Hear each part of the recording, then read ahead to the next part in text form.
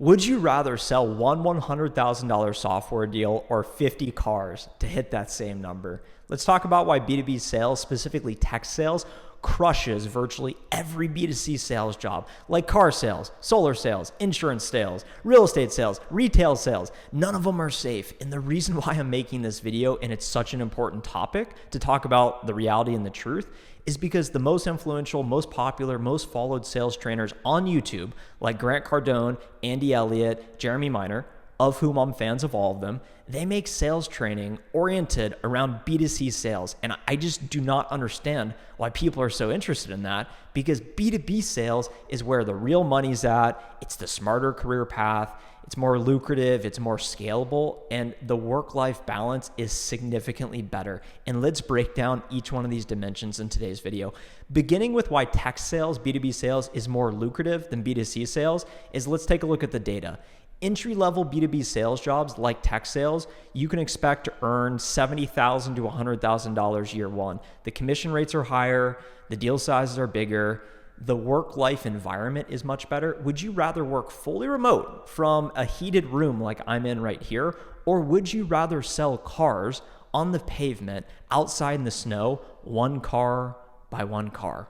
Or better yet, would you rather go walk around a neighborhood in the snow and knock door to door? I'm not trying to take anything away from those jobs. I believe sales is an incredibly noble career path. The skills are transferable and you eat what you kill. So I totally respect it, but just think about what you would actually rather be doing and spending your time. As we think about the why behind why tech sales is more lucrative, number one is bigger deal sizes. This is a matter of leverage. If you have an hour a day to sell and you are able to sell a larger deal in that hour, you're going to make more money. B2B sales, and we're going to talk about this later on, but you're selling to a professional buyer. You're selling to companies. Companies have a lot more money to spend than consumers. When you go to a company and I say it's going to cost $500,000 over the next 3 years, they say, okay, how are we going to get this approved with our CFO? They have the money. When you tell a consumer, yeah, this vacation package, it's going to cost $69 today. You can defer some of the cost, and overall it's going to be $200. They're going to say, I'm going to need to speak with my partner before I make the decision here. If you can sell bigger deals in that same unit of time, you will make more money. And the deal sizes are significantly bigger in B2B sales. I think that's pretty undisputable. Number two, recurring revenue. When you are selling SaaS, software as a service, it's typically recurring revenue in most cases, meaning I sell you $100,000 ARR, annual recurring revenue software license that is going to set to auto renew in 1 year from now at a 10% increase. And that revenue is much higher margin because it's in the cloud, it's digital, than selling a physical product like a car that is transactional based, one-time sell in nature. So do the math in your head and think about what would you rather be selling. Lastly, professional target audience, which is what we already alluded to. Companies have more money to spend. It is their job to spend money and recognize ROI, return on investment. Consumers, they spend money, but if you're anything like me, you try not to spend money. You're pretty tight with your wallet. That's how I am. Ultimately, it's higher stakes and it's more sophisticated selling to B2B buyers. I think that's way more fun and significantly more lucrative. And if you're sitting there thinking, well, Trent, I didn't even know about tech sales until this video. I didn't know it existed. Fortunately, I have an offer for you. I'm a sales guy. I work as an account executive, but I'm also the tech sales instructor at CourseCareers, where we have put together the most in-depth course teaching people how to break into tech sales without needing any experience. You don't need any connections, and you most certainly do not need a college degree. So if you're looking for an easy way to learn more about tech sales and to decide if it's for you or not, I've included a link to the free tech sales intro course in the description below. I'll see you there. Next, when we think about the career growth in B2B sales compared to B2C sales like car sales, in B2B sales, you start out as an entry-level sales development rep making $70,000 a year, working fully remote. If you are capable and you're competent and you perform, you will promote to an account executive, which is the next level up, in a matter of 1 to 2, maybe a few years, and your on-target earning is going to increase to 6 figures. You'll never not make 6 figures again. the rest of your career, so long as you're working in tech sales as an account executive. I think that's a pretty powerful statement to make, because you're going to get a salary, which is near six figures, and then you're going to get a variable base, which is based on your performance, commission, actually performing, because this is a performance-based career. And most tech companies will actually grant you equity. So you can promote up the corporate structure, make more money each year, which is nice. We can't deny that. You get some equity. Maybe you get at a high growth company where there's so much opportunity. Maybe you eventually become a sales manager, sales executive, a CRO.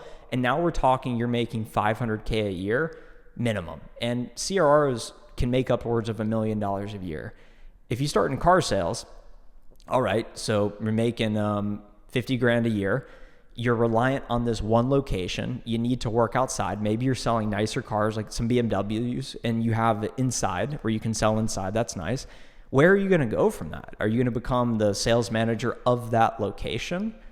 Okay, that's probably a lot better than being a sales rep. Maybe you're on a track to buy a location. That would be pretty cool. But there's no scalability in a lot of these B2C sales jobs, because the nature of the sell is lower ticket size, lower deal size, more transactional based sales. That is why these insurance companies, they have 1 million salespeople all over, because they can pay them little, they'll build up a little client base, and they'll make some money. And don't get me wrong, there are exceptions to the rules. There are B2C salespeople that make way more money than me. I totally get it. There's outliers everywhere. There's always exceptions to the rules. But generally speaking, if you're middle of the road, you're not super special, you want to make money and you want to work hard like me, B2C sales presents way more career growth, B2B sales, than B2C sales. Lastly, the work-life balance is way nicer in B2B sales. As we talked about, I like to work fully remote. I do not like to commute, and I do not like to work with my hands, and I do not like to work outside. I've done all of that before, but I prefer to be in a knowledge-based profession, working from home, working behind my laptop, in a nicely heated room where I have to take off my jacket because I'm getting too hot, not having to travel, and selling over my computer, shut my laptop, go get on with my life. That's nice. That's B2B sales, tech sales. If you're B2C sales, you probably could get remote in some environments, but if you're doing car sales, you can't sell cars remote. If you're selling solar, you can't sell solar remote. If you're selling real estate, you can't sell solar. You can't sell real estate. You can't sell buildings remote. In most cases, you got to go to the building. If you're selling insurance, you could probably work remote. If you're doing retail sales, you got to be in the store and say, how does this fit? Do you like the way you look? I like the way you look in this. You should buy it.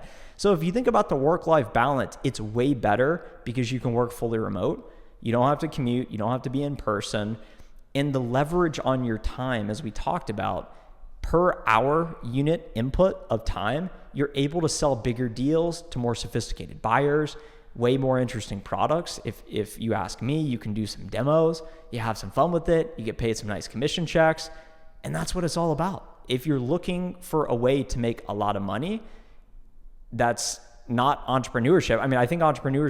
I think sales is the closest route to entrepreneurship, and I think sales skills are transferable regardless if you do B2B or B2C, but you might as well pick the sales track that's going to pay you the most money, that's going to teach you the most important skills, selling tech, and then maybe you can take that into entrepreneurship one day. So in this video, I made the case why B2B sales, tech sales is far superior than B2C sales, which is all of the B2C top primary, most popular career paths I mentioned, like solar sales, car sales, real estate, insurance, and retail sales. And if you are interested in choosing the potentially best B2B sales career path in tech sales, check out the free Tech Sales Intro course. Subscribe to this channel for more content like this one. And do let me know your thoughts, your feedback, anything you want to share in the comments down below. I'm sure many of you are also fans of Grant Cardone, Andy Elliot, Jermey Miner, and many of the other sales trainers out there. And I just think that this is such an important topic we have to address because they're making sales training to the masses, guiding them down the sales career path that is not the best sales career path that one could be in. Not everyone can work in tech sales. I get that, but why not? If you can, let's go do it. See you there. Bye.